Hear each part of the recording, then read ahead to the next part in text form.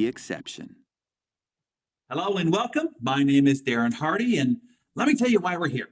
This particular training video came about after I had lunch with a friend of mine. It had been a long time since we had caught up because, as he put it, he had been crazy busy.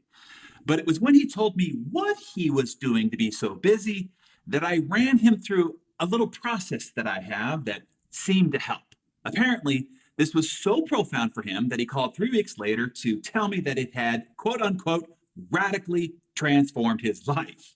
He said he went from feeling stressed and bored by his business to feeling invigorated and loving it again.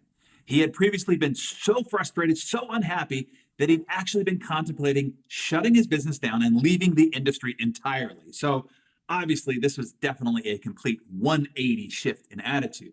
Then he told me about his new results, which had skyrocketed since our lunch. He reported how he launched a huge new opportunity since our time together, which he said wouldn't have been possible for him to pull off before. So to top that off, he also reported that he's been able to actually work less than he was before, or at least stop overworking, and is now finally getting his health and relationship with his wife and kids back on track, which I was most delighted to hear about.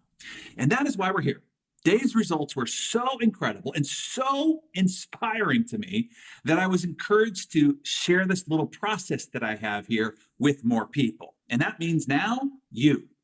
I figure if you experience just a fraction of what Dave has, this will be a very valuable meeting the two of us are having here right now. Now, understand, Dave is in the real estate business, but it doesn't matter what business you are in, or even if you are a business owner or an employee. The key principles and takeaways are exactly the same. I will be using the conversation that I had with Dave just to illustrate the process here, okay? Great. So just follow along here.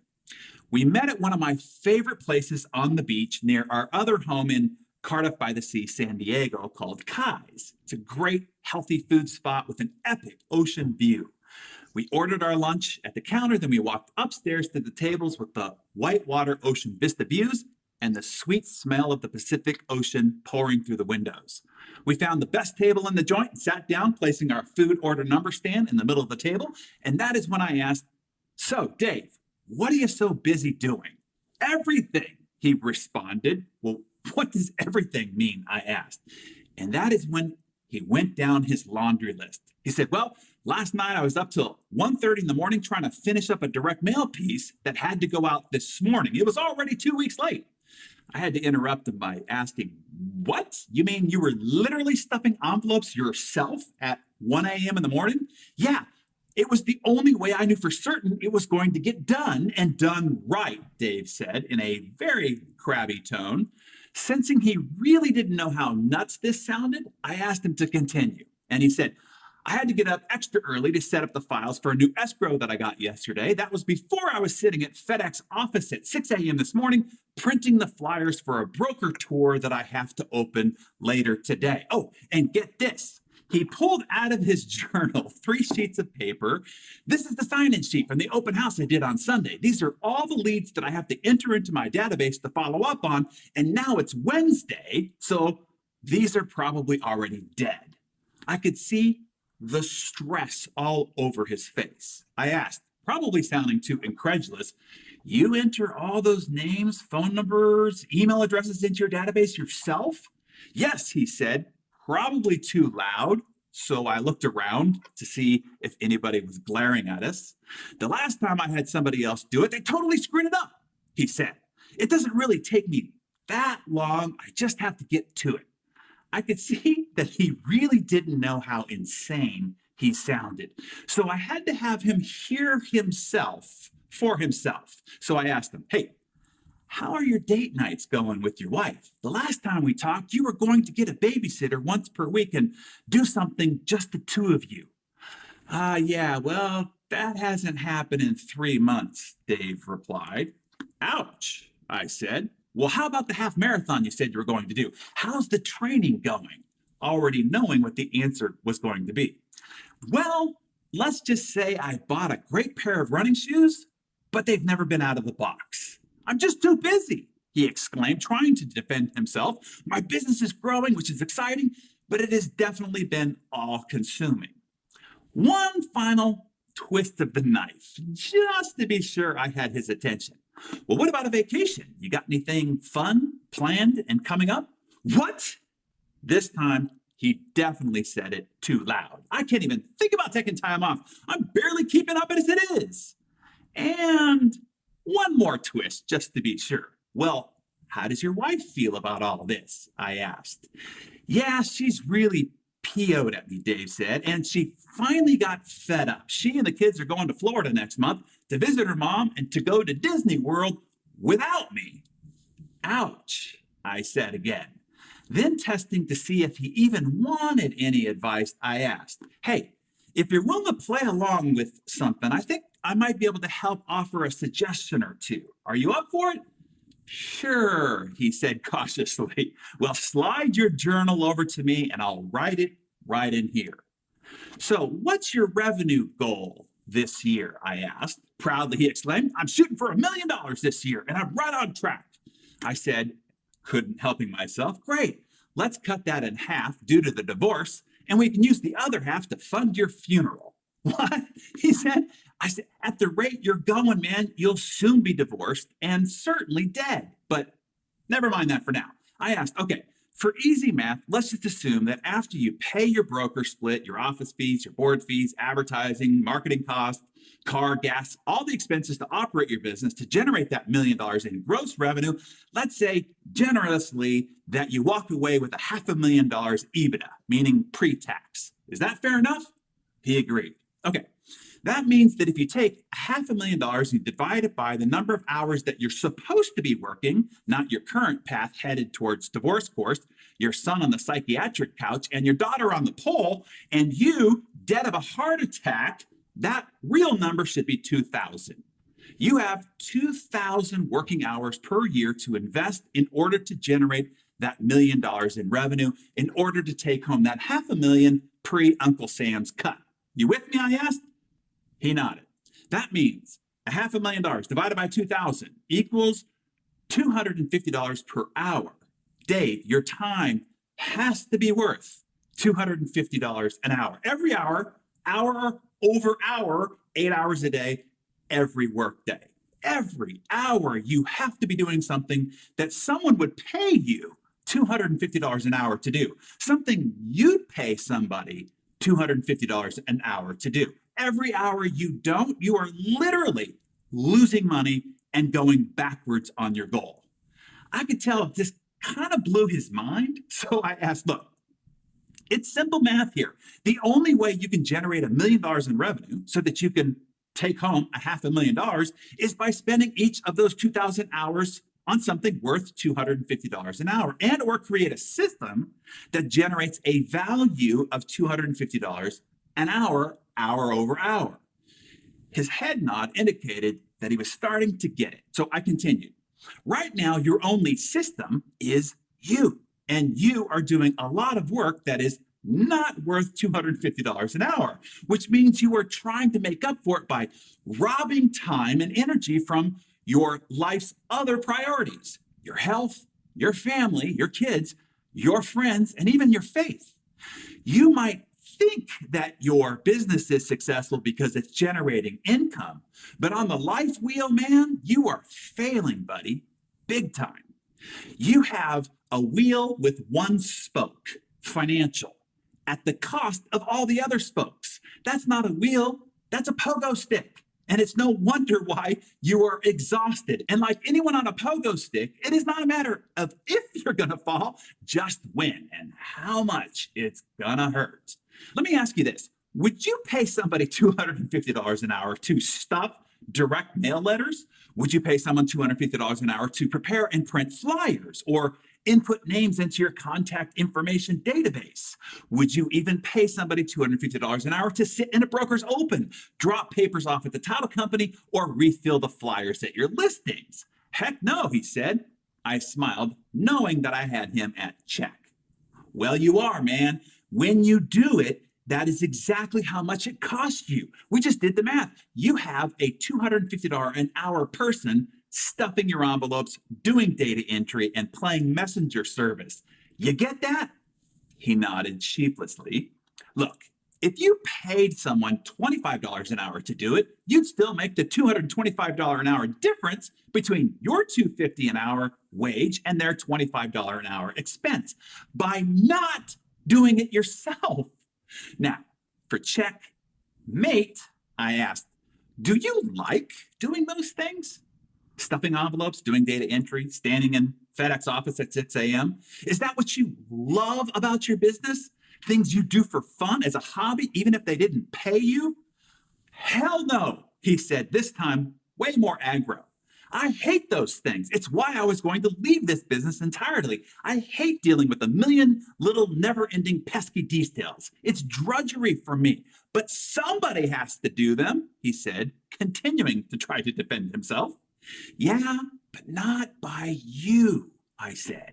You are too valuable. You are the rainmaker for the business. Your time has to be spent on more valuable functions, specifically $250 an hour functions, in order to hit your goal. Now, let's get to the money-making side of the business, I said. Let me ask you this. How do you make money? When do you get paid? He said, when I sell real estate, when an escrow closes. Okay, then I said, let's find out exactly what you do to make it rain. The most important functions that drive the outcome of real estate being sold and an escrow closing. Now, for those listening here, follow this line of questioning because a key point here will be, it is not the end transaction that is typically the rain-making activity. That is the result of the activity. That is the rain. But to make it rain usually is a critical factor upstream, a function that the rainmaker performs that controls whether it rains or whether there is a drought. So for Dave, since he primarily represents listings, for him, it was a listing that he secures that then sells. So I asked, where do your listings come from? He said, well, from either a past client by referral, expired listings, or from marketing leads.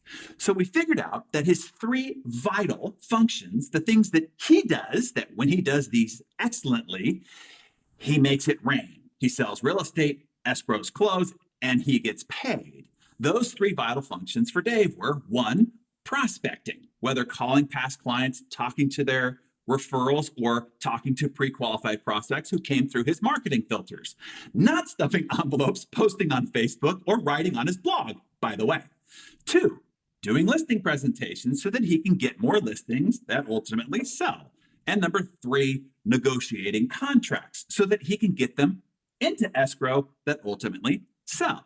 So I explained everything else you do outside of those three vital functions is not what you're supposed to be doing. That costs you potential. You lose money every hour you are not doing one of those three vital functions. Then he asked me the question that you probably have in your head right now as well. But how do you get everything else done? Because a lot of other things still need to get done. That's what he asked. That is when I told him about my friend, Ken Fisher. Ken is on the Forbes 400 list. He runs $100 billion investment firm and has a personal net worth of $4 billion, again, with a B. Ken started at the bottom, like the rest of us. He grew up where I did, the Bay Area of San Francisco. He then went to the not very Ivy League University of Humboldt State to study forestry, which in Humboldt can mean, well, never mind. He started his business at a financial advisory firm, like we all start, by himself at zero. When I interviewed him for Success several years ago, I asked him, so Ken, how did you do it? How did you go from a one-man band to a $100 billion under management firm? How did you go from a personal net worth of zero to $4 billion? He said simply and flatly, by quitting. I learned to quit. Now, his explanation of this has really stuck with me, still to this day. So pay close attention here. He said, quote, whatever you are doing in your business right now, your goal is to find a way to quit it. You need to stop doing almost everything you're doing at the office, end quote. During our interview, he could see that I was perplexed by this whole idea, as I'm sure you are now. So he explained further. Let me pass it along. Once the founder, he said, has the vision, the key to succeeding on that vision is to delegate, and delegate as much as possible, as fast as possible. Delegation is a form of quitting. The fact is, even if you are the most well-rounded and capable founder, CEO, and rainmaker of all time, you are still better off delegating functions off to specialists, people better at specific roles. This allows you to multiply the size of your endeavor through other people's efforts rather than trying to do everything yourself. You want to give up every part of your job as fast as you can. Ken explained further. Look, when you first start a business, it is likely that you're going to have to do everything. The sales, the customer service, the accounting, all the way down to taking out the trash. Your goal is to get the sales going, get enough money coming in so that you can quit taking out the trash and hire someone else to do that job. Get some more sales going, more revenue coming in, then quit doing the accounting. Hire a specialist to do that job. Get some more sales going and quit doing the customer service too. There are people better at that probably than you. He said, you want to go from doing everything, which we all start off as, to doing nothing. Nothing but your few vital functions. Then maybe even nothing but playing the visionary founder role. He said, you only get there by quitting everything as fast as you can. The reason why people don't grow beyond themselves and have a business that flourishes while still enjoying a great life is that they never learned to quit. He concluded by saying, you want to turn labor into leadership. As the enterprise leader, you should not be doing any labor. You should only be leading. The specialists who are hired should be doing the labor. And that is brilliant advice. I really hope that you got that right there. And that was also a profound epiphany for Dave. While he had kind of heard the general idea before, right there at the lunch table, it hit him like a ton of bricks right between the eyes. He finally realized why he was so exhausted, failing his family, failing his health, and why he had started to hate his business for it. It wasn't the business, it was him and how he was choosing to operate.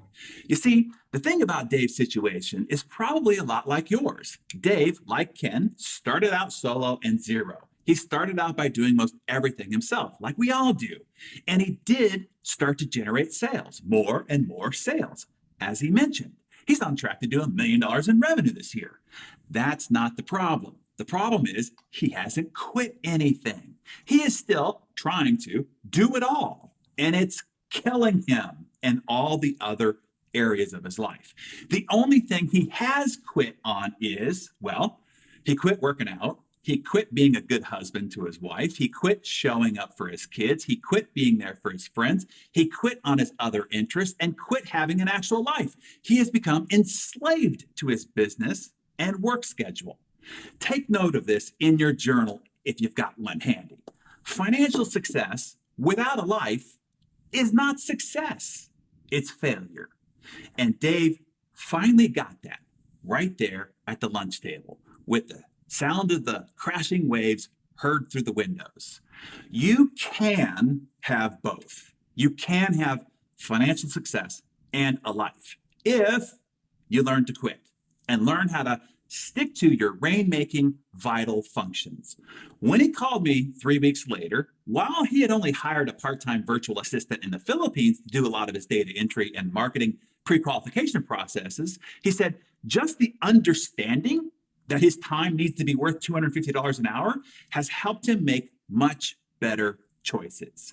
He immediately saw how he was wasting time doing so many unnecessary things that he didn't have to do to support his vital functions. In fact, things no one needed to do, but he had fallen down the rabbit hole doing them anyway, which had been costing him so much time, potential, and life. He reported that now he has the time to work out.